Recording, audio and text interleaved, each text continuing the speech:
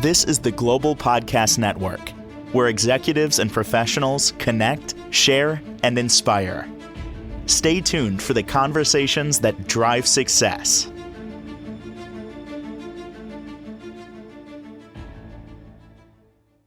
Welcome back, everyone. I always want to ride on the positive side of things, but I'm going to change that a little bit today as we focus on negative psychology. Now, there's a reason we're going to look at some certain things that may be piloting you at this time and how we can get to the positive psychology of things.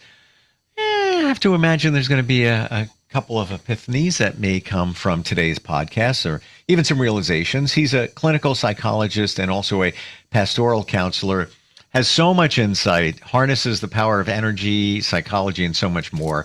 He's Dr. Will Newman, back on the program. How are you doing today? I'm doing well, thank you. So glad to be here, Steve.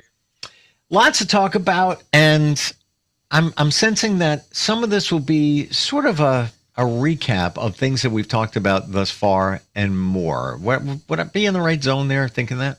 Yes, a recap and more. A way to connect how to get to the positive psychology of flourishing and being happy by knowing how to identify the causation of the negative psychology, which is the painfulness, which is the most common experience of anxiety and depression in varying degrees, and related behaviors related to the anxiety and depression.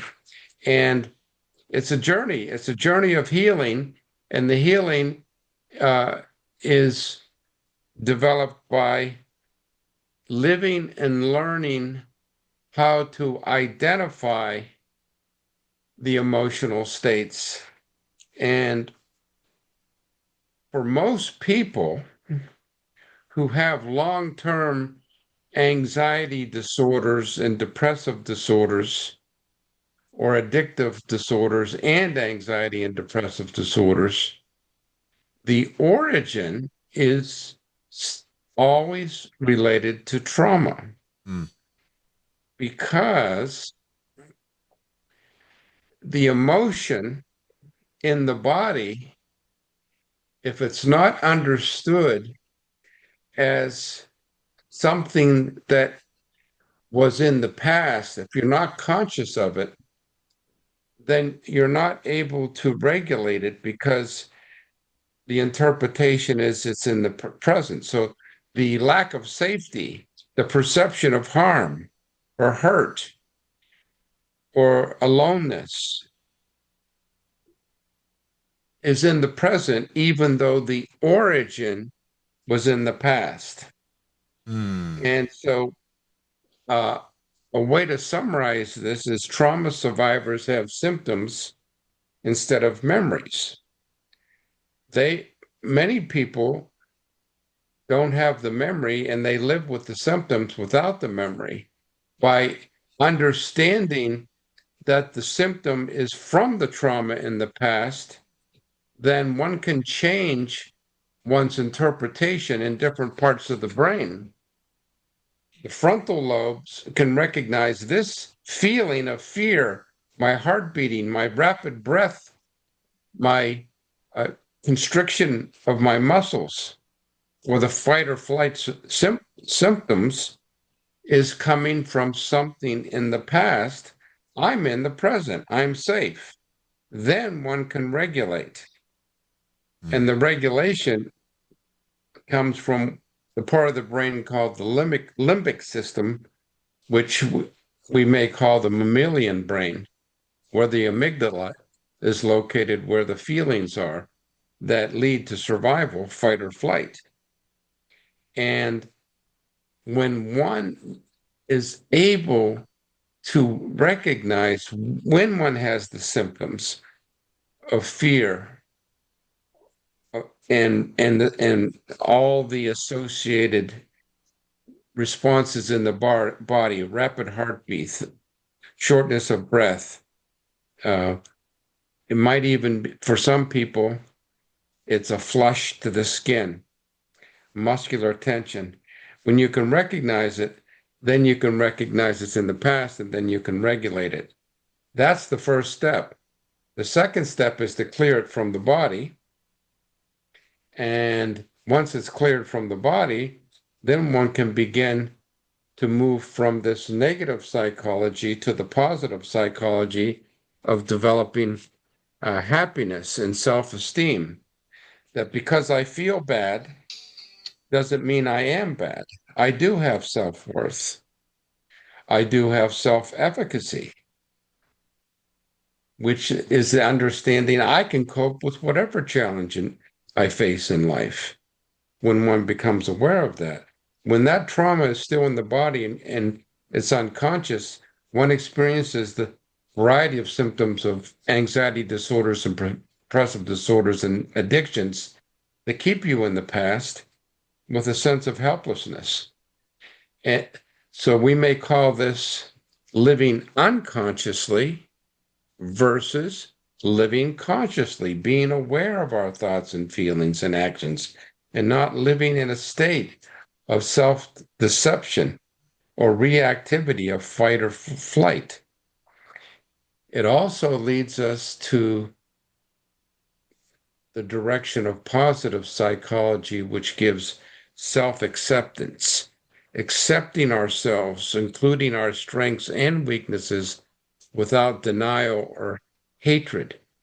In childhood developmental trauma, the most burdensome, debilitating emotion is a message to a child that he or she is wrong or bad or inferior or unworthy. That causes shame. The interpretation is if I feel bad, I am bad. If I feel wrong, I am wrong. That prevents self-acceptance, which prevents self-esteem, and which prevents happiness, the positive psychology. And you live a life of having to react with denial or self-hatred rather than acceptance and self-confidence and self-respect and self-responsibility, taking ownership of our choices and actions and their consequences. When one's carrying the shame of childhood developmental trauma, one can't own it because one doesn't understand it was never his or hers to begin with. It's just who I am. I'm worthless. I'm inadequate. I'm inferior. That's the belief, the limiting belief of the individual who carries that trauma. You believe these stories that come up because they seem real. Why wouldn't it be? I'm feeling it, but you're piloting on what may have been experienced when you were much younger, but that's not your reality now.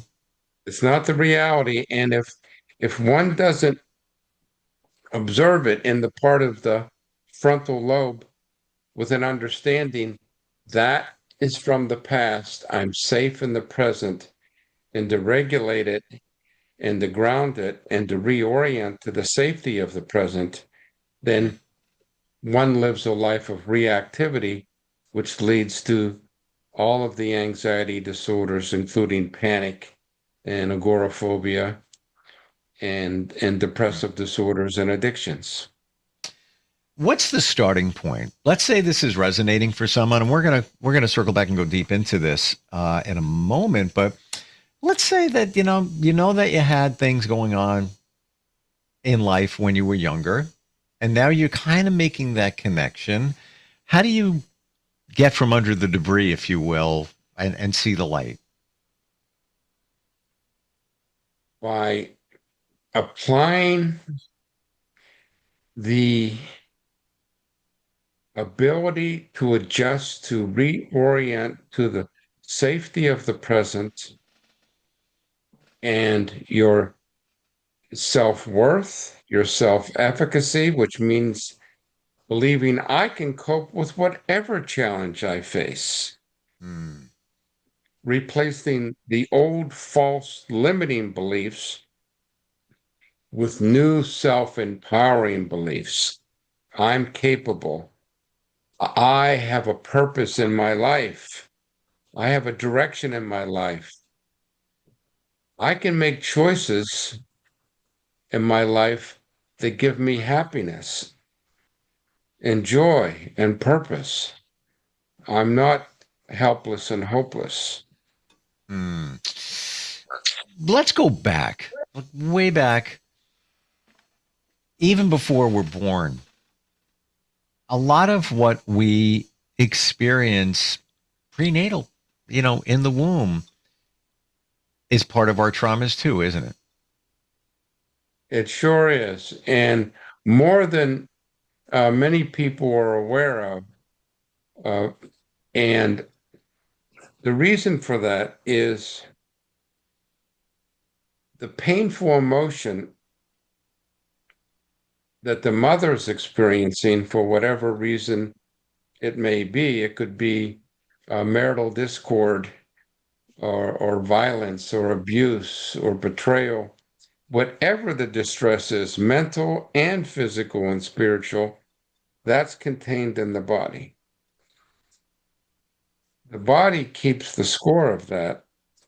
The body holds that emotional pain of the mother, and the child in the womb then absorbs that energy of the pain, which then is passed on. That's why there is generational trauma. So I always wondered about that term generational trauma. And I wonder, is it just what we're talking about here, or is it also trauma that has been passed on from the generation before and the one before that? Is that reasonable to think that that has been, in your lineage? Most certainly. And there's been evidence of that. Uh, uh, example of groups that have experienced Holocaust suffering. The Native Americans, when the Europeans came here and obliterated and destroyed the women and children from all parts of our country. The first Holocaust, then the Holocaust, of course, in Europe of the Jewish people who were massacred horribly by the Nazis in Germany, and any other group of people in any other part of the world, Sure. in whatever number it may be, that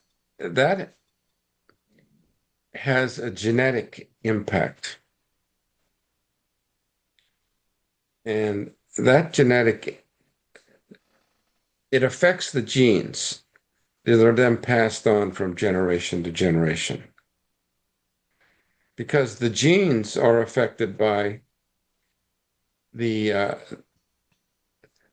vibrational energy of horrific psychological and emotional pain. It's amazing what we have gone through and what we go through. And we wonder why we have challenges in life. But even right back to in mom's womb, it's always been said, don't drink alcohol, don't smoke, speak softly to your child, and all of that, because it'll impact them. That's been said for decades. But I don't think many of us realize all the other stuff that it's as if the child is already born and experiencing that, good or bad. Yes. That has an impact. That has an imprint on the child later in life. Most certainly. And if one doesn't gain consciousness, then it doesn't get corrected. Then it gets passed down to another generation. If there's consciousness, if we're aware of our thoughts and feelings and actions, and not living in a state of unconsciousness or denial or self-deception, we can make new choices for healing and freeing ourselves from that generational trauma. So now we started talking about negative psychology and then turning that into positive psychology. Can we go into that? How does that look? Yes. Positive psychology is the outcome of doing the healing if one has been affected by trauma in one's own life or generational trauma. And the healing then leads to wholeness so that one's not carrying the burden of the emotional pain in the body. And one then begins to focus on flourishing and happiness by examining strengths and positive emotions rather than solely on the problems caused by the painful emotions from the trauma. So one's focus is on personal strengths, positive emotions, engagement, meaning of life, being aligned with our values and our beliefs, living a more fulfilling life, striving for fulfillment, living with personal integrity in accordance with these values and beliefs and purposes, having a purpose and following that purpose and direction, and beginning to have a vision and to create a life and choose a life where the vision becomes reality by making these choices of positive psychology, of optimism, of confidence, of calmness, the pillars of self-esteem, self-worth, self-acceptance, self-efficacy, self-respect. Do you find a lot of times when you work with people, Dr. Will, that I call it connecting the dots. That's what happened for me, where yes, you go back, it's like, oh, that's why I do what I do. Oh, that's how that, connects in. Does that happen a lot of times? Connecting the dots of understanding one's life, one's behavior. Why did I say that? Why did I do that? Why did I feel that? Why do I have this reaction or this addictive behavior or this depressive or anxiety disorder? Why do I even worry about this one thing? Why does it always come up? Like, whatever the one thing is, why would I even worry about that? There are reasons for everything. Yes. And once you trace it back, and not being negative here, but this is the way it works. These are traumas, little ones, we'll call them little smaller traumas, but they are holding you back or limiting your life as an adult. Would you say that, I'm just going to throw a number here, 90% of the things that challenge us come from our childhood or somewhere in that number? Yeah, there could have been traumas later in life. You might have been in your 20s, whatever it might be. But the majority, would you say it's a very, very, very high number coming from childhood? Oh, yes, most certainly, because that's when our brain's developing and our nervous system is developing. And then it leads to our beliefs. Are they going to be positive, optimistic, confident, with self-worth, or negative and self-doubt, shameful, fearful? Yes. It is developmental. Wow. That's why I can say after 47 years of providing psychological services, psychotherapeutic to help patients, most everyone who's had serious symptoms of anxiety and depressive disorders and addictive disorders has had some degree of childhood developmental trauma. And again, that word is a tough one for people that haven't heard this stuff before. The word trauma. Many was, no, my childhood was great. I had no traumas. You did. You did. Maybe you might not see it as a trauma, but it's Right. something that came up. And as you're forming as a child, 1, 2, 3, 4, 5, 7-year old, it's formulating how you're going to act later in life. I don't mean this in a minimized way, but I always look at knowing what I know now with all of this and speaking to you. It amazes me how we get through life in general, knowing what we went through and how that is essentially controlling us from childhood Yes. as adults. I'm amazed how we get through life just on a regular day.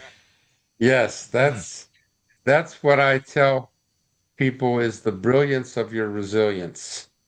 That when you make a decision, I'm not going to live this way. I can make other choices. And even though I don't know why I'm feeling what I'm feeling and why I do what I'm doing, I'm going to take responsibility for it. I'm not going to deny it, or I'm not going to blame, or I'm not going to act it out, or I'm not going to try to give up. I'm going to take responsibility. I'm going to do something about it. Hmm. And one can. It's amazing how children will view things differently. And I'm going to be transparent. I don't know if I ever shared this with you. I am a twin. No, I have I didn't know. I have a twin sister. We had a conversation recently, and she said, "Do you remember when she said I was crying and I wanted mom to pick us up?" So, when it was like a year old. She remembers this. "Do you remember that you started crying louder than me and mom picked you up and didn't pick me up?" And she actually says she remembers that. I'm like, I don't know what you're talking about. But just an example of how Yes. things are internalized differently for children. We have two Yes, kids. based on the perception. Perception is reality. Yes. Yeah. And it's my belief. I'm curious how you feel. Not about twins, just you have two children born at the same time. Different cultures, maybe different languages. They look different. They're the same, assuming they're healthy. They're the same. They were just born. Same, clean slate. Nothing has been internalized. Maybe there's some things, in utero and things like that, but essentially the same. And they could experience the same things in life, exact same things, but they're going to internalize it or perceptualize it very Yes. differently. And Yes. that's where it begins. One child, no problems. The other one has some challenges in life because that's the way they perceived it. Why do you think it's Yes. different? Why do you think some pilot one way? I'm talking about very small children, and why one thing may bother this child, but that child rolls right off their shoulder. Why do you think that is? It may be something such as a different experience in the same family with a higher degree of intensity or duration that might lead to an intensity of emotional pain that leads to a difference in perception. So let's take, for example, twins or children who aren't twins. Mhm. One of the children in the family spends more time at a neighbor's house or a friend's house where the parents are calm and loving and gentle versus their own home where the parents are fighting and yelling and screaming. But another child stays home. That environmental influence can make a difference in a child's development in terms of the intensity and duration of emotional pain experienced in the environment that they grow up in. And there's that, and we didn't even get into what they may have experienced previous generations, which would be Yes. the setup for how they perceive their situation after being born. So then there's that, Yes. Yes, wow. it's multi-layered. Multi-layered. Yeah. Again, It amazes me how we can function. And I don't mean that, fictitious. I'm saying like it amazes me that based on all of this that we're able to move our lives reasonably forward. But imagine if you identified these things through therapy and you were able to change them, call it rewire, and look at life in a totally different way. And this sounds negative, but take responsibility for it. Oh, that's what I dealt with when I was younger. As you said before, Dr. Will, I'm not going to do that anymore. I'm making a decision to change my life. Yes. But it starts with realization. How do we connect with you? I know you can work with pretty much anybody, anywhere on different levels. Yes. The best way is to either email me at drbillnewman@gmail.com. An old email when I couldn't obtain Dr. Will Newman as I go by. So it's drbillnewman@gmail.com, or call me at my office, 978-388-0022. And you may also connect on my website, Energy Psychologist, AmesburyMA.com. Amesbury, AMESBURY. Yes, BURY. MA, Massachusetts, yes. I look at all of this and I finally connected the dots in the last, say, 3 to 4 years. If I knew now what I knew years ago, life for me would be radically different. Things would have moved forward faster and all of that. Why do it's not about me. I'm just saying that. Now do something about it. I learned from people like you. Yes. Things can be different. We have freedom of choice, freedom of will, freedom of action.